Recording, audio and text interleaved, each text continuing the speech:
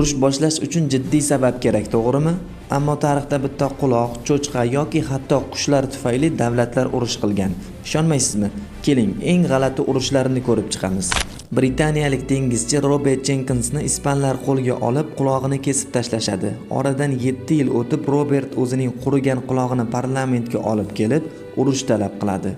Bu urush 9 yil davom etdi. Yevropa, Karib dengizi va Janubiy Amerikaga tarqaldi. Minglab odamlar halok bo'ldi, lekin hech kim aniq g'alaba qozona olmadi. Bu urushda odamlar 20 ming emu qushiga qarshi jang qildi. Avstraliya harbiylari avtomatlar bilan o'q yog'dirishdi, lekin qushlar juda tez yugurib, barcha o'qlardan qochib ketishdi.